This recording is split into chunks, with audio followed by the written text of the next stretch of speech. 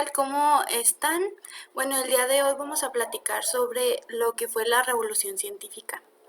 Primero que nada, este término es utilizado tradicionalmente para describir los grandes triunfos intelectuales que ocurrieron dentro del siglo XVI y el siglo XVII de la astronomía y la ciencia física europeas.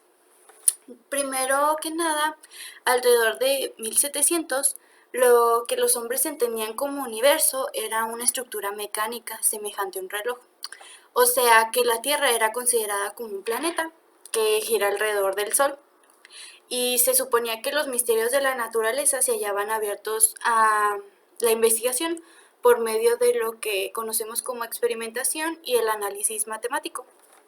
Estas nuevas actitudes hacia el mundo natural contrastan sorprendentemente a lo que fue la concepción tradicional. Son muy diferentes, ya que como ya hemos escuchado hablar, antes se creía que la Tierra estaba inmóvil y era el centro del cosmos.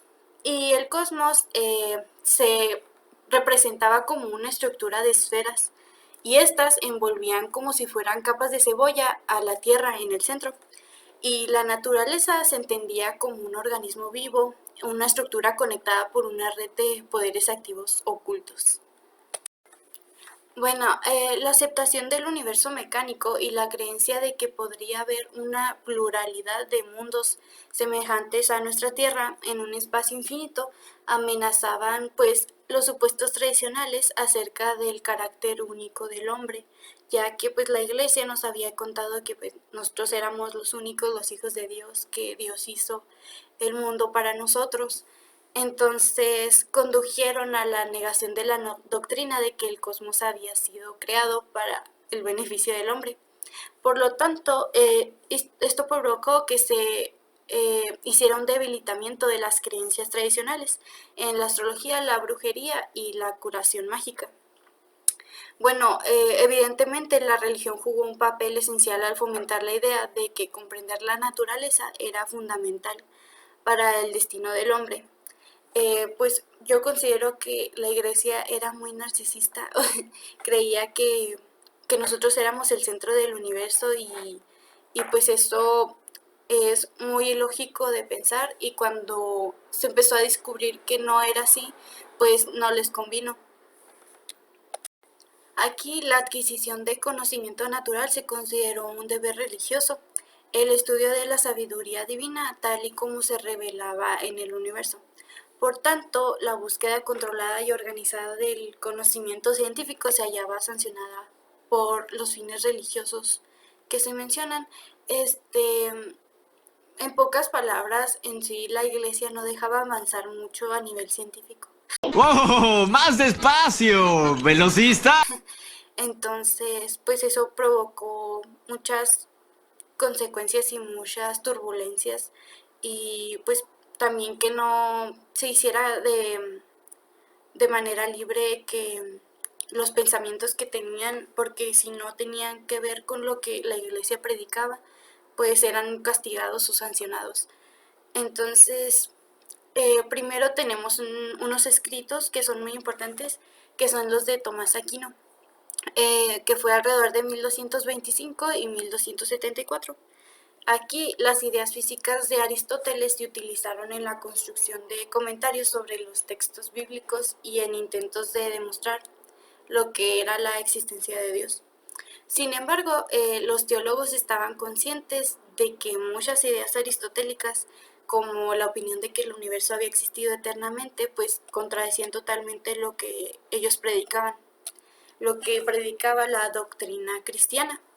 Esta y otras doctrinas que desafiaban la fe cristiana pues fueron condenadas por el obispo de París en 1277, lo que dio lugar a un debilitamiento de la confianza en las explicaciones físicas ofrecidas por Aristóteles. Entonces sí, básicamente pues la iglesia no estaba de acuerdo con ningún otro pensamiento y ellos creían que la doctrina cristiana era la única autoridad válida para lo que es el conocimiento y la teología, por lo tanto era la reina de todas las ciencias. Bueno, la investigación del mundo natural por medio de lo que conocemos como la alquimia y la magia natural fue sancionada. Esto debido al redescubrimiento en el Renacimiento de un grupo de textos que se le fueron atribuidos a Hermes Trismegisto o tres veces grande. Estos son los ya muy conocidos llamados textos herméticos y subrayan una cosmología astrológica en la que los reinos terrenal y celestial, la Tierra central y las esferas de los planetas están conectados en una red de afinidades y correspondencias. El hermetismo postulaba una visión encantada del mundo, en la que la materia estaba impregnada por un espíritu activo, a través del cual actuaban influencias celestiales. Por otra parte, los textos alquímicos estaban estrechamente asociados con los textos herméticos, y en el Renacimiento las operaciones del alquimista se concibieron en términos religiosos, y esto provocó que los procesos alquímicos se volvieran contraparte de los ritos cristianos. También otro trabajo que fue muy importante para la revolución científica fue el de Paracelso, alrededor de 1493 y 1541. Él lo que hizo fue que desarrolló ideas alquímicas y herméticas con el objetivo de crear una ciencia que fuera universal, de la naturaleza, basada en las correspondencias y analogías que unían los poderes activos de la naturaleza. Él consideró que el hombre unía en sí mismo los componentes del mundo natural y que el conocimiento se alcanzaría por medio de la mera observación y la apelación a la inspiración divina. Paracelso creía que la alquimia proporcionaba la clave para la comprensión de la naturaleza, y los conceptos alquímicos ofrecían una forma de explicar la composición de la materia y brindaban la base de una nueva teoría de la medicina. El desarrollo de la magia natural, especialmente el trabajo de Paracelso, que ejerció una gran influencia a finales del siglo XVI, impulsó el empirismo. Este hacía hincapié en el papel crucial de la experiencia adquirida a través de las operaciones manuales o los experimentos. Las artes manuales presentaron información tecnológica, técnicas y aparatos nuevos, proporcionando nuevos instrumentos, como lo puede ser el telescopio, que en manos de Galileo tuvo un impacto dramático en la concepción de que el hombre tenía del cosmos. Se lograron notables mejoras tecnológicas en topografía, navegación, metalurgia, lo cual proporcionó una nueva gama de técnicas y problemas técnicos. También un modelo muy importante para la revolución científica es el modelo geométrico Almagesto de Ptolomeo. Su intención no era representar las trayectorias reales de los planetas, sino que sencillamente proporcionar un sistema matemático basado en combinaciones completas de movimientos circulares, que fuera capaz de calcular y predecir las trayectorias de los planetas. Por lo tanto, yo siento que Ptolomeo cucharió para que le salieran las cosas. Esta pretensión de salvar las apariencias, es decir, predecir los movimientos planetarios conservando al mismo tiempo la teoría aristotélica de una Tierra central estática, dominaría el trabajo en astronomía hasta los tiempos de Copérnico. Este trabajo de Ptolomeo fue muy aceptado y pues como lo mencionan, no cayó hasta que fueron los tiempos de Copérnico. Sin embargo, cuando Copérnico demostró su teoría, aún así no lo aceptaron, entonces todavía pasó un tiempo más para que el modelo geométrico de Ptolomeo cayera. El trabajo de Copérnico pues contradecía totalmente lo que era el Almagesto de Ptolomeo en varios aspectos fundamentales. Primero, Copérnico argumentó que el Sol, no la Tierra, era el centro del cosmos y que la Tierra era un planeta, y al igual que los otros planetas se movía en una órbita circular alrededor del Sol, y que además de su movimiento anual alrededor del Sol, la Tierra rotaba diariamente sobre su propio eje. El supuesto de la rotación diaria de la Tierra explicaba la sucesión de lo que es el día y la noche. Entonces, pues no estaba, pues estaba un poquito errado por lo de la órbita circular, pero la verdad hizo una predicción muy buena y el concepto de un universo centrado en el Sol con la Tierra en movimiento explicaba en principio de modo inmediato la forma en que los planetas parecen moverse en trayectorias complejas tal como se ven desde la Tierra. Y la publicación sobre las revoluciones de las esferas celestes del mismo Copérnico inició lo que fue un proceso que transformó la concepción del lugar del hombre en la naturaleza. A finales del siglo XVII se sustituyó el cosmos tradicional de Aristóteles, finito, con centro en la Tierra, por la noción de un universo de extensión infinita. Aquí también podemos denotar cuando Galileo apuntó su telescopio hacia los cuerpos celestes. Sus observaciones revelaron tanto las montañas en la Luna como las lunas de Júpiter, poniendo en tela de juicio lo que fue la doctrina aristotélica de la diferencia fundamental entre la Tierra y los cuerpos celestes. Esto mostrando que había cuerpos celestes que podían girar en torno a un planeta, que en este caso fue Júpiter el que él observó, en lugar de alrededor de la Tierra. Este puente tendido sobre la brecha entre la Tierra y los planetas contribuyó a la hipótesis de que la Tierra pues no era la única, que existía una inmensidad de mundos como la Tierra, y esta creciente creencia en una pluralidad de mundos en el espacio infinito, pues de nuevo amenazaba los supuestos tradicionales sobre la singularidad del hombre. La Tierra comenzó a concebirse como un planeta y los cielos fueron despojados de su perfección. Otro personaje muy importante fue Galileo. Bueno, en lugar de la explicación de Aristóteles de la posición central de la Tierra en el universo como consecuencia de los cuerpos terrestres pesados se desplazaban hacia su posición natural, Galileo quería crear una historia de la naturaleza donde los problemas físicos se concibieran en términos matemáticos.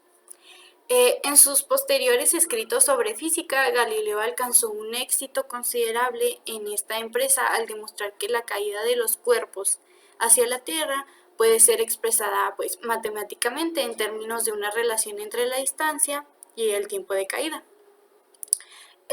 No solo como suponía Aristóteles en términos de la tendencia de los cuerpos a desplazarse a su lugar natural, ya que según Aristóteles existía la tierra, el aire, el fuego y el agua, y por ejemplo un objeto como una roca caía al centro de la tierra porque este era su lugar natural, por eso es que tendía a caer, y por ejemplo el fuego tendía a ir hacia arriba. En contraste con Aristóteles, consideraba las matemáticas inaplicables al mundo físico real. Galileo pretendía crear una física basada en la matematización. Galileo pronto despertó la hostilidad de los teólogos católicos italianos, evidentemente. El ataque a Aristóteles cuestionaba la aceptación por parte de la Iglesia del amplio marco de la cosmología aristotélica como compatible con la teología cristiana. Y la afirmación de que la Tierra estaba en movimiento parecía entrar en conflicto con algunos pasajes bíblicos, que en apariencia implicaban la estabilidad de la Tierra, sobre todo al afirmar que había establecido la verdad de la cosmología centrada en el Sol. Galileo contradecía la visión de la Iglesia, según la cual la teología era la reina de las ciencias, y las afirmaciones de que la teología tenía la autoridad sobre todas las otras formas de conocimiento. El enfrentamiento entre Galileo y la Iglesia Católica suele representarse sencillamente como un conflicto entre la ciencia y la autoridad religiosa, aunque la verdad es que no ayudó mucho la personalidad o la actitud que tenía Galileo, era un poquito testarudo, porque siendo sinceros creo que la Iglesia sí hubiera como doblegado un poquito su idea, pero claramente a su conveniencia, y eso a Galileo pues no le parecía. Él defendía a capa y espada sus ideales. Entonces, pues Galileo fue juzgado por la Inquisición y acusado de desobedecer la orden judicial 1616 y pues ocurrió desafortunadamente lo que ocurre en la Inquisición. No, no se crean. Solamente le prohibieron sostener, enseñar o defender la astronomía copernicana. Y cabe recalcar que Galileo murió de muerte natural, entonces pues estuvo muy tranquilo para no haberle tenido miedo al éxito con la iglesia. Bueno, también otro personaje importante fue Descartes, que no entiendo muy bien cómo era su pensamiento, pero este pensamiento ayudó a los pensamientos en el futuro, entonces pues por eso es que es tan importante. De acuerdo con la filosofía mecanicista de Descartes, los cuerpos están constituidos solo por partículas de materia en movimiento. Fuera de la extinción, las propiedades que percibimos en la experiencia sensorial son solo apariencias, resultado de las partículas de la materia que actúan sobre nuestros órganos de los sentidos. Aunque los mecanismos físicos que Descartes inventó para explicar fenómenos como el magnetismo y los movimientos planetarios fueron muy criticados porque estos carecían de apoyo empírico, o sea, simplemente se le ocurrieron y dijo, pues esto yo creo que es. Tal vez no sepa lo que hago, pero luzco genial haciéndolo. Y pues eran como ficciones, productos de la imaginación y no en sí una demostración experimental y matemática. Entonces su importancia radica en haber establecido la base fundamental sobre la cual descansaría lo que conocemos como la ciencia posterior. La rígida demarcación de Descartes entre espíritu y materia y su explicación de la naturaleza puramente en términos de materia en movimiento les parecían a algunos críticos una teoría muy materialista y que era incompatible con la visión cristiana de un universo sometido a la divina providencia. Pero para esto apareció Boyle. Él expuso su propia versión de la filosofía mecanicista de Descartes. De acuerdo con esta, la naturaleza estaba constituida por partículas o átomos que se distinguían por su forma y dureza. La materia era inerte, su actividad y sus leyes dependían de la intervención activa de la voluntad divina. Con el desarrollo de la filosofía mecanicista se había logrado obtener una nueva base para representar la naturaleza. La metáfora del reloj, que fue evocada por Boyle y otros, proporcionó una nueva imagen del mundo natural y se llegó a concebir a Dios como análogo a un relojero, el armonioso funcionamiento de la naturaleza de acuerdo con leyes divinas.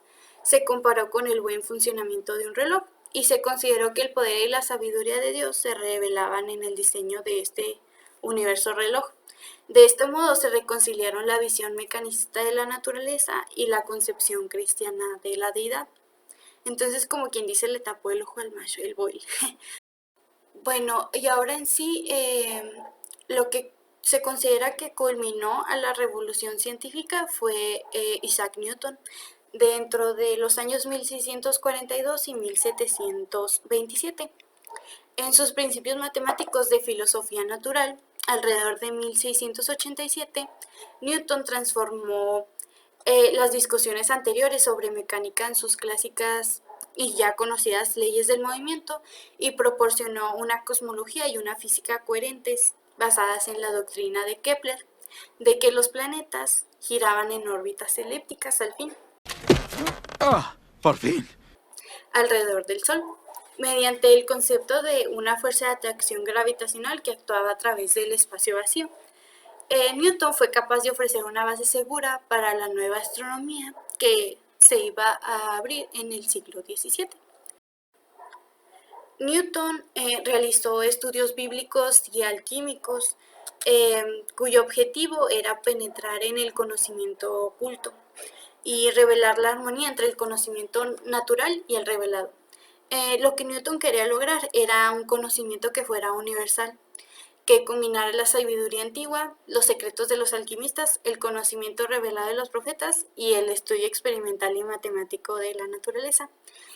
Los movimientos de la materia se podían describir mediante leyes mecánicas, pero el funcionamiento básico del universo era resultado del poder de la intervención activa de Dios.